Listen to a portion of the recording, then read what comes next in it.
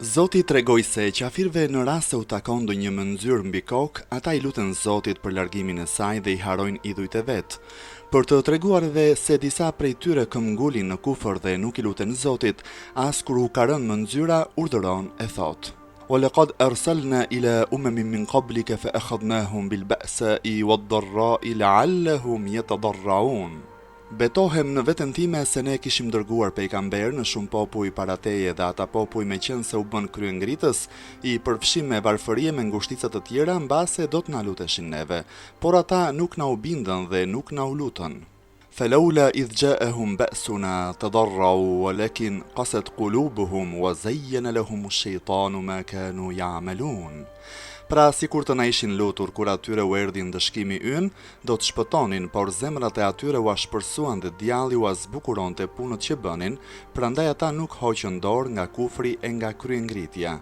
فلما نسوا ما ذكروا به فتحنا عليهم أبواب كل شيء حتى إذا فرحوا بما أوتوا أخذناهم بغتة فإذا هم مبلسون.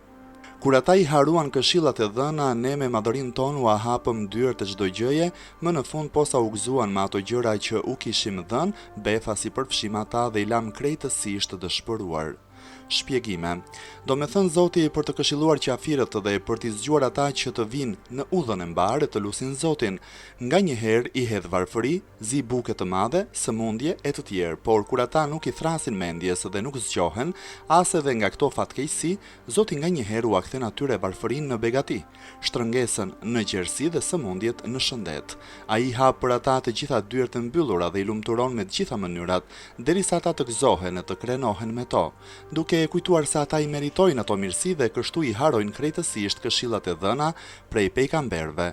Atëherë befas ata i përfshin dëshkimi i Zotit dhe mbesin të dëshpëruar. Fahri Raziu thot se ky ajet tregon se nuk është një mirësi e Zotit për fajtorin që vazhdon në kryengritje në një kohë që të mirat për të vinë gjithnjë duke u shtuar, por shtimi të mirave për të është istidraxh. Pra Zoti ia shton atij të mirat që kur ta përfshin dëshkimit i dyfishohet mjerimi.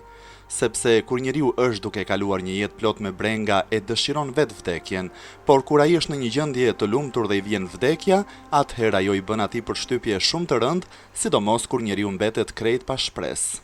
فَقُطِعَ دَابِرُ الْقَوْمِ الَّذِينَ ظَلَمُوا وَالْحَمْدُ لِلَّهِ رَبِّ الْعَالَمِينَ.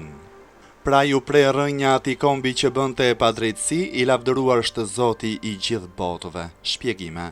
Fahri Raziu dhe Hazini thonë me qenë se zhdukja keqbërësve prej faqes së dheut është një mirësi e Zotit me rëndësi, Zoti ka lavdëruar veten si për të mësuar njerëzit se ata duhet të falënderojnë çdo mirësi, pra çdo njeri ka për detyrë të lavdërojë Zotin për mirësitë që ai ka dhënë atij në dorë dhe ta falënderojë atë, sepse ai është krijuesi i asaj mirësie.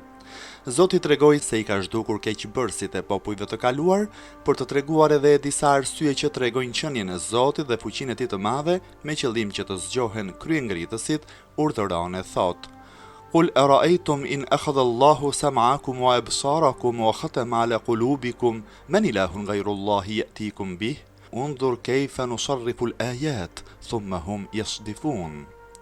I dashurim thua ju qafirëve ç'thoni ju në qoftë se Zoti ju a merr veshët e sytë tuaj dhe i vulos zemrat tuaja, kush është Zot veç Zotit që do t'ju a bjerë prap në vend ato? Shiko se si ne i përsërisim ajetet, pastaj shiko se si ata përsëri nuk i pranojnë. Shpjegime. Nisaburiu thot se kuptimi i frazës në qoftë se Zoti ju a merr veshët e sytë tuaj dhe i vulos zemrat tuaja, është në qoftë se Zoti ju shurdhon, e ju verbon dhe ju bën të marr, kush mundet ju a bjerë në vend këto veç Zotit. Pra me qenë se vetëm Zoti mund t'ju ashëroj ato sëmundje, patjetër ai duhet jetë Zoti vetëm që duhet adhuruar. Me këtë mënyrë Zoti ka treguar fuqinë e vet të madhe dhe ka vërtetuar se idhujt s'mund të bëjnë asgjë.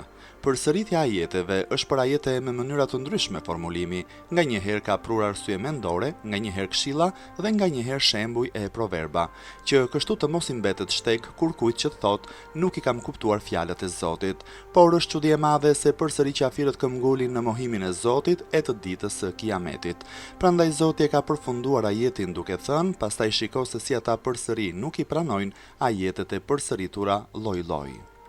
Zoti tha se nëse Zoti u merr organet e gjymtyrët më të nderuara, kush mundet t'ju abir përsëri në vend ato përveç ti, për të treguar edhe se nuk ka kush u alargon çdo lloj ndëshkimi të Zotit përveç tije për të bërë thirrje qafirëve të besojnë, urdhëron e thot: Qul ara'aytakum in atakum adhabullahi baghtatan aw jahra hal yuhlaku illa al-qawmu adh-dhalimun.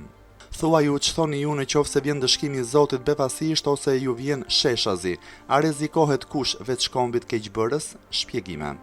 Ardhja e ndëshkimit befas është për ardhjen e tij natën, ardhja e ndëshkimit sheshazi është për ardhjen e tij ditën, ose ardhja befas është për ardhjen e ndëshkimit pa u dukur paraprakisht ndonjë shenjë e tij dhe ardhja sheshazi është për dukjen e disa shenjave të tij para se të ndodhë.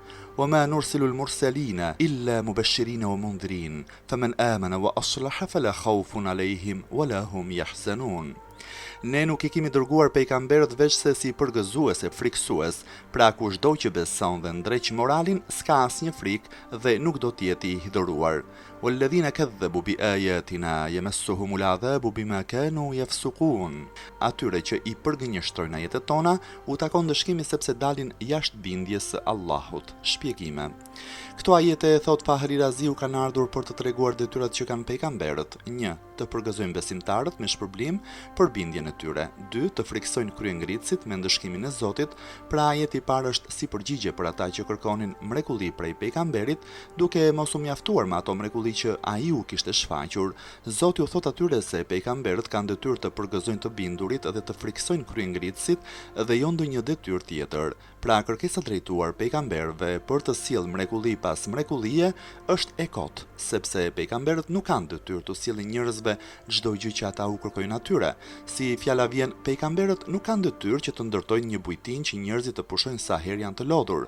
Prandaj çdo pejgamber pasi të shfaqë mrekulli të mjaftueshme për të vërtetuar profecinë e vet, nuk I prishet profecia nëse nuk shfaq her pas here mrekullitë që I kërkojnë.